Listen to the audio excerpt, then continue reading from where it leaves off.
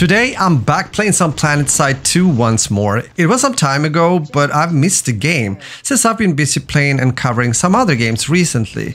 But Planetside 2 still offers a bit of an unique experience, so I'm happily logging into the game for a match or two, and since I recently also got a new graphics card, it was also nice to be able to play the game with some higher graphics settings. The big team sci-fi battlefield experience is still very much alive, although the player count has been going down recent years. But maybe this 14-year-old game are still able to keep its dedicated player base for years to come, since we recently also saw a change when it comes to a new developer entering the scene. Yes, some time ago, Toadman Interactive took over the development when it comes to Planetside 2, and they have been making some updates since I last talked about the roadmap they presented when it comes to 2024. This month, meaning June, they've been looking into the alerts and the Warzone capture system. And they believe, for example, that a possible rework of the alert system should give purpose to the smaller tactical actions players take, such as capturing a base.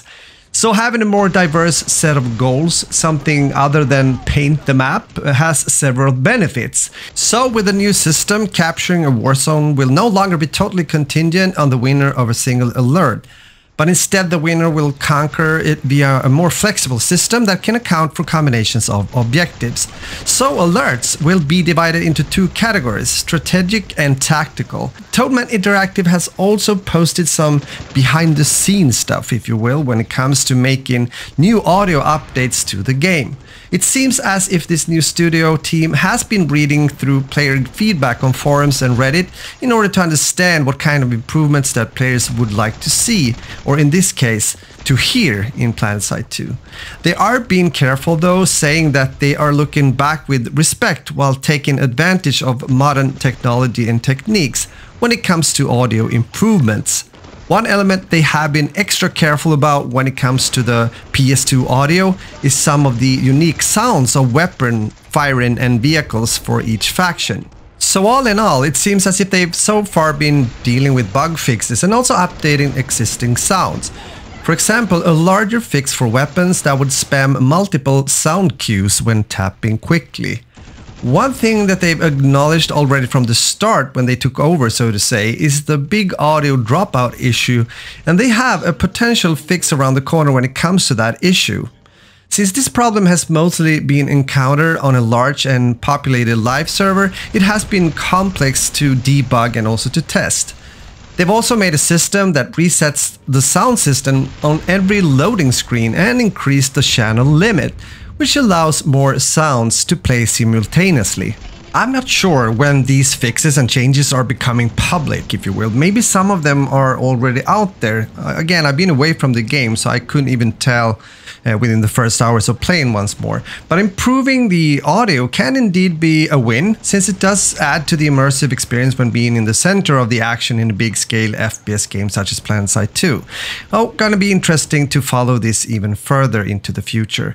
When Toadman Interactive presented their 2024 roadmap, it was mostly about holiday events, bundles and such, and I guess it's a reason for that, since there's a new studio taking over such an old but also respected brand or IP. When it comes to future development, events and bundles are likely the easiest things to start with, but over time I also hope to see what they want to do with the game in the long run. Daybreak Games are still engaged behind the scenes, if you will, remaining as the publishing team. But the potential changes, updates and direction lies in the hands of Toadman Interactive. I guess though we still have to be patient, since they've only been working with Planetside 2 for a couple of months now, and I can understand that we'll have to wait to see more frequent updates also, but my curiosity still remains. What do they have in mind for the future, and do they even have an ambition to try to make Planetside 2 great again, meaning putting money also into marketing, or are they satisfied where the game sits at the moment? Maybe some good quality of life changes and updates along the way, most likely later into next year, meaning 2025, can give us some more answers where we're heading, and if the game also is able to not only remain its player base, but also actually get new players into the game as well. This is of course a tough task, since we're once again talking about an old game, and some of the younger players out there might feel that the game both looks and feels too old to even bother trying. which I believe is a mistake or a miss, but you know, they might do try out Planetside 2, but as many players have stated before, it can be really tough to get into this game as a newcomer. Something I would like Toadman Interactive to look into as well. I strongly believe that there's room for improvements here and ways to make it easier to understand, but also enjoy the early ranks of the game when you're new to the game as a newcomer, as mentioned. Well, feel free to fill in your thoughts and maybe suggestions here as well. When I started playing Planetside 2 about 3.5 years ago, my first reaction was, wow, why haven't I been playing this game before? Even though I knew about the game, and I did try it out, that I remember many years ago, maybe around 2014, 2015, something like that. Because coming from a background of playing the older Battlefield games and Halo games alongside with older Call of Duty games, this was a great match or an experience, if you will. It is pretty rare nowadays that I at least play one game a lot. I mean, really spending day in and day out playing one certain game.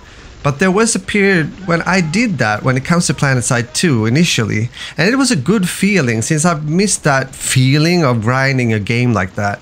I therefore believe that there's still room for both more players to discover Planetside 2 in the way that I did, although it's late in its life cycle, but also hopefully good intentions and ideas when it comes to what Toadman Interactive, being the devs, can and will do with the game for the future to come. With that said, I think we're gonna stop here, but before we leave, I would like to hear from you. What are your thoughts when it comes to Planetside 2 in its current state?